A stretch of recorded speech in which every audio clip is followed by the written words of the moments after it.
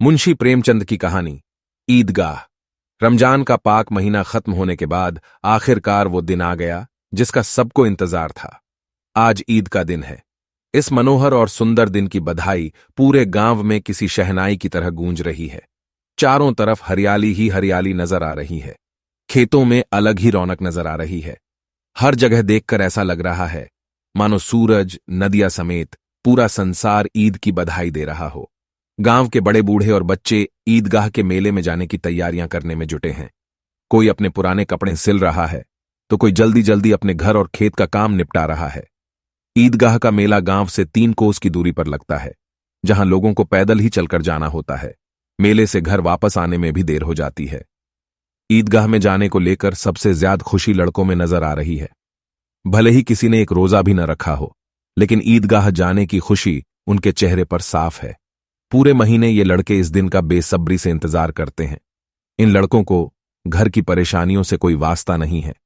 घर में सेवैयां बनाने के लिए दूध और शक्कर हो या ना हो, इन्हें तो बस सेवैयां चाहिए।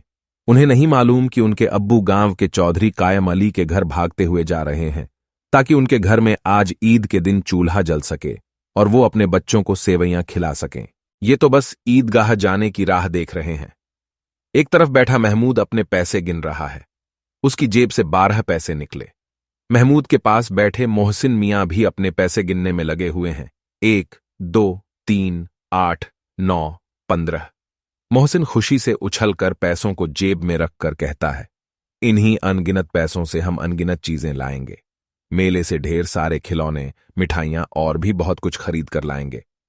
गांव का गरीब बच्चा हामिद सबसे ज्यादा खुश है। हामिद 5 साल का एक दुबल पतला गरीब सूरत वाला लड़का है। हामिद के पिता पिछले ही साल हैजे से मर गए थे। उसकी मां का शरीर भी पीला पड़ गया था, जिसके बाद वह भी इस दुनिया से चल बसी। गांव में यह किसी को नहीं पता था कि हामिद की अम्मी के शरीर का रंग पीला क्यों हुआ था। परिवार के नाम पर हामिद के पास एक बूढ़ी दादी थी, जिसका नाम था अमीना। अमीना ने हामिद को बताया था कि उसके अब्बा बहुत सारे पैसा कमाने गए हैं और उसकी अम्मी अल्लाह के घर उसके लिए अच्छे अच्छे खिलौने लेने गई है। ये सब सोचकर और दादी की ऐसी बातें सुनकर हामिद बड़ा खुश रहता था।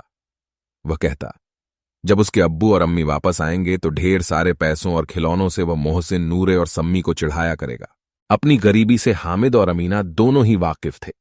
हामिद के पास एक भी जोड़ी जूते नहीं थे। उसके पास सिर्फ एक पुरानी और गंदी टोपी थी।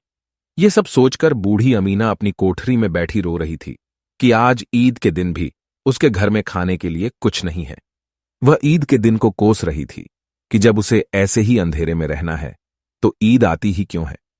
तभी कोठरी में हामिद आता है और दादी से कहता है, तुम डरो मत, मैं मेले से सबसे पहले आ जाऊंगा। बूढ़ी अमीना परेशान थी कि गांव के सभी बच्चे अपने खालिद के साथ मेले में जा रहे हैं।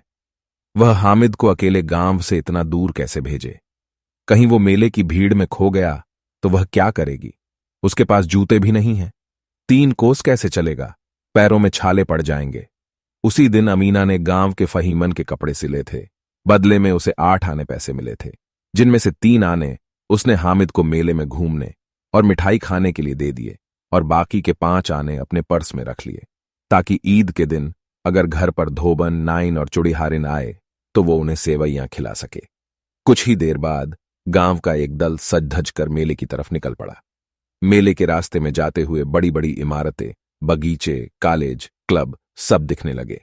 बच्चों के बीच फुसफुस होने लगी कि क्लब में तरह तरह के खेल होते हैं।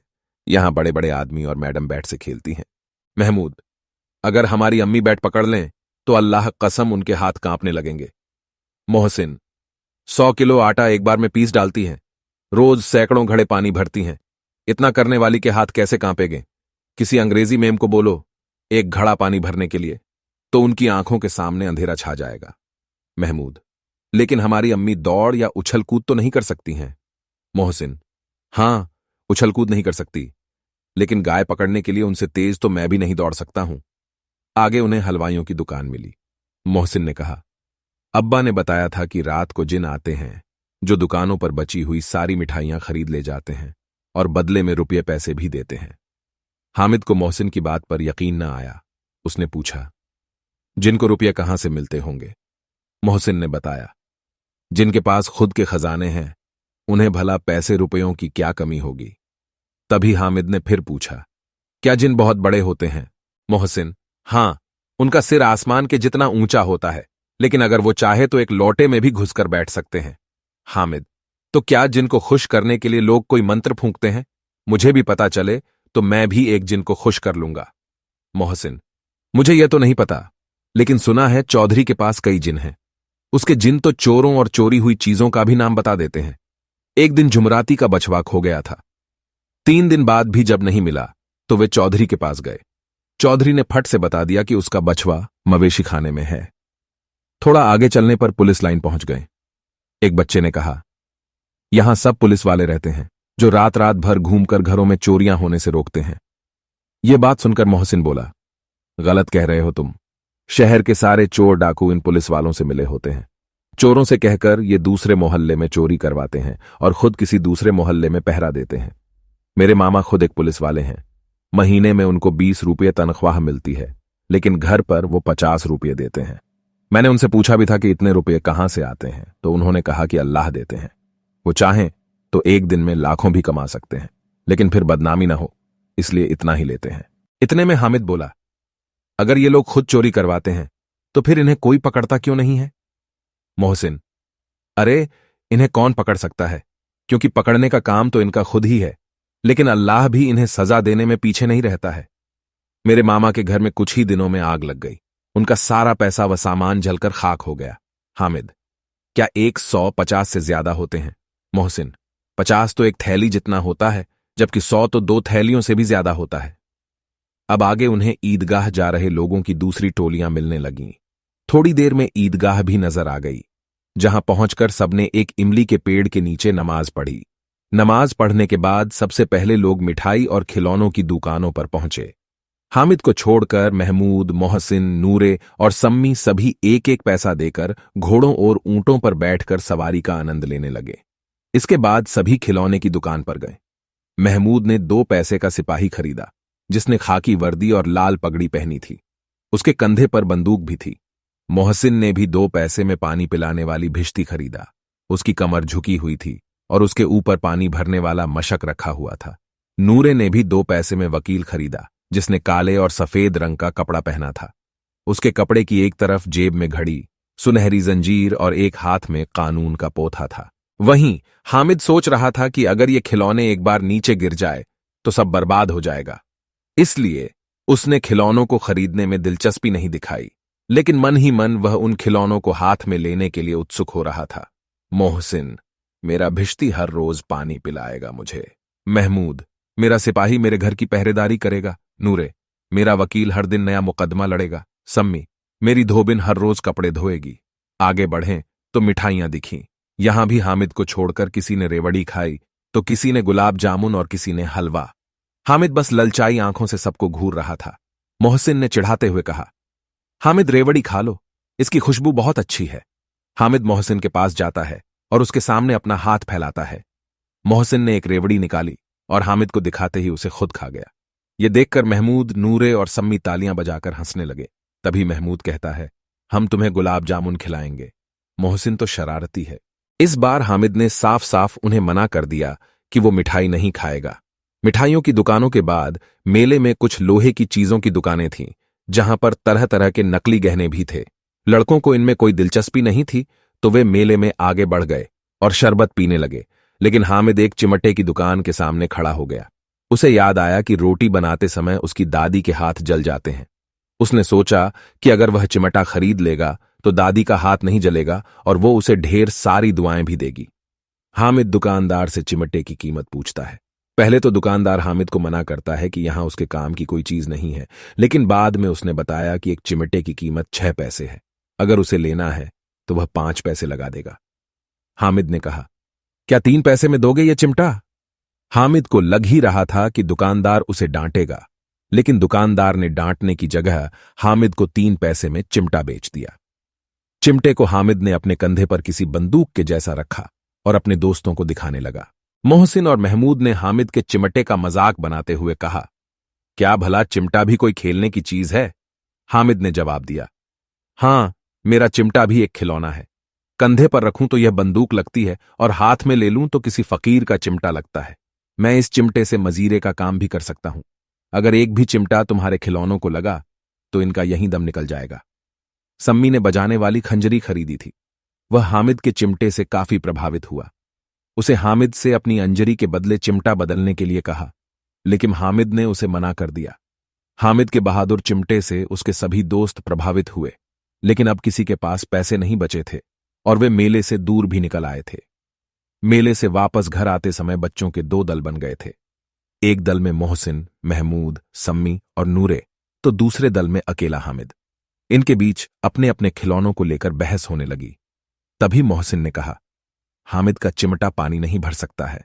यह सुनते ही हामिद ने अपने चिमटे को सीधा खड़ा किया और कहा, मेरा चिमटा भिश्ती को एक बार डांटे तो वह दौड़ा हुआ उसके लिए पानी लाकर देगा। ऐसे एक एक करके जब सबके खिलौने हामिद के चिमटे से हार गए तो मोहसिन ने फिर से कहा, तुम्हारे चिमटे का मुंह हर रोज आग से जलेगा। इस बात को सुनते ही हामिद ने कहा, आग में तो बहादुर ही कूदते हैं। तुम लोगों के खिलौने पूरे दिन घर में रहेंगे और मेरा बहादुर चिमटा हर दिन आग में कूदेगा। ऐसे ही उनकी बहस थोड़ी और भी आगे बढ़ी, लेकिन अंत में हामिद और उसका बहादुर चिमटा जीत गया। बाकियों ने भी सोचा कि उनके खिलौने कुछ दिनों में टूट जाएंगे, लेकिन हामिद का चिमटा सालों साल नया बना रहेगा। कुछ देर तक चली उनकी आपसी बहस के बाद आखिर सभी के बीच सुलह हो गई। सुलह के नाम पर सभी बच्चे एक एक करके हामिद का चिमटा अपने हाथों में पकड़ते और हामिद भी एक एक करके उनके खिलौनों को देखता। हामिद ने सारे खिलौने देखने के बाद कहा, मैं तुम लोगों को बस चिढ़ा रहा था। भला कोई चिमटा कैसे किसी खिलौने की बराबरी कर सकता है। ये खिलौने बड़े सुंदर हैं। ऐसा लगता है कि बस अभी के अभी ये सारे बात करने लगेंगे। हामिद की बात सुनकर मोहसिन से कहा, लेकिन ये खिलौने देखने के बाद कोई हमें दुआ तो नहीं देगा। इतने में महमूद मियां बोल पड़े, दुआ छोड़ें भाई, ये मिट्टी के खिलौने देखकर कहीं अम्मीजान हमें मारने न लगे। अपने दोस्तों की बातें सुनकर हामिद मन ही मन में काफी खुश हो रहा था। उसे यकीन था कि उसका चिमटा देखकर उसकी दादी बहुत खुश होगी और उसे दुआएं देगी। थोड़ा आगे जाने पर महमूद को भूख लगी तो उसने खाने के लिए अपने अब्बा से केले लिए। इस बार उसने हामिद को भी केला खाने के लिए दिया। ये केला हामिद को उसके चिमटे की वजह से मिला था। दिन के 11 बजते बजते मेले का पूरा दल गांव वापस आ गया था। मोहसिन जैसे ही घर पहुंचा, उसकी छोटी बहन ने उसके हाथ से भिश्ती को छीन लिया। तभी उसकी बहन के हाथ से भिश्ती जमीन पर गिरा और उसके टुकड़े टुकड़े हो गए। इसके बाद दोनों भाई बहन खूब लड़े। ऊपर से अम्मीजान ने भी दोनों को दो दो चांटे लगाए। दूसरी तरफ नूरे ने अपने वकील को घर में सजाने का नया इंतजाम किया। वकील जैसे लोग अब जमीन पर तो बैठ नहीं सकते थे, इसीलिए नूरे ने दीवार में खूंटियां लगाईं। फिर उस पर लकड़ी का पटरा रखा। पटरे पर कागज के पन्नों से कालीन बिछाया गया। फिर कहीं जाकर उसके ऊपर वकील साहब को बिठाया गया। वकील साहब को गर्मी न लगे, इसके लिए नूरे बांस के पंखे से हवा करने लगा, लेकिन हवा का झोंका लगते ही वकील साहब पटरे के सिंहासन से सीधा जमीन पर गिरे और वो भी मिट्टी में मिल गए। वहीं महमूद ने अपने सिपाही के लिए एक पालकी का इंतजाम किया, जिसे उसने फटे पुराने कपड़े और एक छोटी टोकरी से बनाया था। फिर उसमें सिपाही साहब को लिटाया गया। इसके बाद महमूद और उसके दोनों छोटे भाई टोकरी को सिर पर रखकर इधर उधर घूमने लगे। उसके छोटे भाई अपनी तोतली आवाज में छोने वाले जागते लहो कहकर पुकारते चले जा रहे थे। अंधेरे का समय था। इसी दौरान महमूद को ठोकर लगी और उसकी टोकरी नीचे गिर गई। इस हादसे में महमूद के सिपाही की एक टांग टूट गई। इसके बाद महमूद ने खुद ही उसका पैर ठीक करने का फैसला किया। टूटे हुए पैर को जोड़ने के लिए गूलर का दूध लाया गया, लेकिन यह तरकीब काम न आई। बदले में सिपाही की दूसरी टांग भी तोड़ दी गई। अब हामिद मियां की बात करें तो वो जैसे ही अपने घर पहुंचा, उसकी दादी ने उसे गले लगा लिया। फिर उसके हाथ में चिमटा देखकर बड़ी हैरानी से पूछा, ये चिमटा किसका है? हामिद, मैंने मेले से खरीदा है। अमीना, कितने पैसे में? हामिद, 3 पैसे में। इतना सुनते ही बूढ़ी अमीना छाती पिटते हुए रोने लगी। हामिद को कोसने लगी कि कितना बेवकूफ लड़का है ये। दिन भर कुछ खाया पिया नहीं और मेले में जाकर सारे पैसों से ये चिमटा खरीद कर लाया है। फिर उसने हामिद से गुस्से में पूछा, मेले में कोई और चीज नहीं थी क्या जो तू लोहे का चिमटा लेकर आया है? हामिद ने उदास मन से कहा, रोटियां बनाते हुए तुम्हारी उंगलियां जल जाती थीं, इसलिए मैंने यह चिमटा खरीद लिया। हामिद की बात सुनकर बूढ़ी अमीना एकदम से चुप हो गई। उसके पास छोटे नादान बच्चे को कहने के लिए कोई शब्द नहीं थे। वो बस हामिद के त्याग और प्यार की भावना देखकर हैरान थी। मन ही मन सोच रही थी कि मेले में न जाने कितने खिलौने रहे होंगे, 1000 रंग बिरंगी मिठाइयां होंगी। फिर भी इस बच्चे ने अपने बारे में न सोचकर अपनी बूढ़ी दादी का ख्याल किया। वो अब बस अपना दामन फैलाकर रो रही थी और हामिद के लिए दुआएं दिए जा रही थी। हामिद बस बूढ़ी दादी के आंखों से गिरते आंसुओं को देखे जा रहा था। कहानी से सीख, अपनी सारी इच्छाओं और लालसाओं को त्याग कर मन में दया और प्यार की भावना रखना ही हमें सबसे धनवान, साहसी और बड़ा बनाता है।